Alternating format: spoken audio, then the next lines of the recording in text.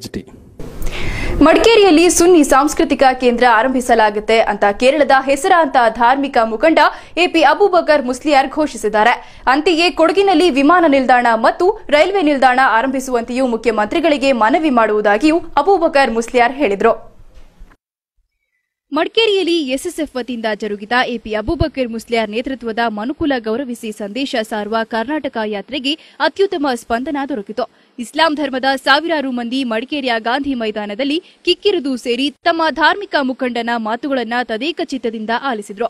ತಡರಾತ್ರಿಯವರೆಗೂ ಸಾಗಿದ ಸಮಾವೇಶದಲ್ಲಿ ತಮ್ಮ ಅನುಯಾಯಿಗಳನ್ನ ಉದ್ದೇಶಿಸಿ ಮಾತನಾಡಿದ ಅಬೂಬಕರ್ ಮುಸ್ಲಿಯಾರ್ ಮಡಿಕೇರಿಯಲ್ಲಿ ಶೀಘ್ರವೇ ಸುನ್ನಿ ಸಾಂಸ್ಕೃತಿಕ ಕೇಂದ್ರ ಆರಂಭಿಸುವುದಾಗಿ ಪ್ರಕಟಿಸಿದರು.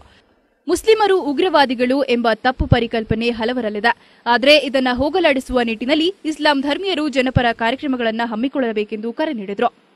ಕೊಡಗು ಜಿಲ್ಲೆಗೆ ಅಗತ್ಯವಿರುವ ವಿಮಾನ ನಿಲ್ದಾಣ ಮತ್ತು ರೈಲ್ವೆ ನಿಲ್ದಾಣ ಆರಂಭಿಸುವ ನಿಟ್ಟಿನಲ್ಲಿ ಮುಖ್ಯಮಂತ್ರಿಗಳಿಗೆ ಮನವಿ ಸಲ್ಲಿಸಲಾಗುತ್ತದೆ ಎಂದು ಅಬೂಬಕರ್ ಮುಸ್ಲಿಯಾರ್ ಹೇಳಿದರು.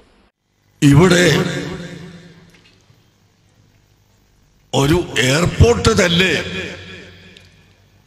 ഏറ്റവും ചുരുങ്ങിയത് ഒരു ഡൊമസ്റ്റിക് എയർപോർട്ട് എങ്കിലും ഇവിടെ ഉണ്ടായാൽ നല്ലതാണ് എന്നും ഞങ്ങൾ ഓർമ്മപ്പെടുത്തിയിട്ടുണ്ട്.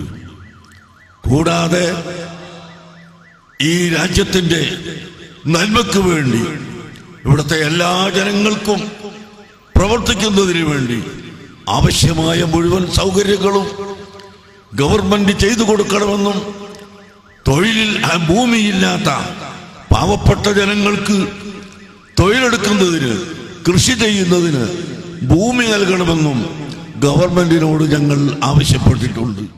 ಸಮಾವೇಶದಲ್ಲಿ ಅಬೂಬಕರ್ ಮುಸ್ಲಿಯಾರ್ ಅವರನ್ನ ರಾಜ್ಯ ಗೃಹ ಸಚಿವ ಕೆಜೆ ಜಾರ್ಜ್, ಯೋಜನಾ ಆಯೋಗದ ಉಪಾಧ್ಯಕ್ಷ ಸಿಎಂ ಇಬ್ರಾಹಿಂ, ವಿಧಾನ ಪರಿಷತ್ ಸದಸ್ಯ ಟಿ ಜಾನ್, ಕಾಂಗ್ರೆಸ್ ಜಿಲ್ಲಾಧ್ಯಕ್ಷ ಬಿಟಿ ಪ್ರದೀಪ್, ಜೆಡಿಎಸ್ ಜಿಲ್ಲಾಧ್ಯಕ್ಷ ವಿಪಿ ಶಶಿಧರ್ ಸನ್ಮಾನಿಸಿ ಗೌರವಿಸಿದರು.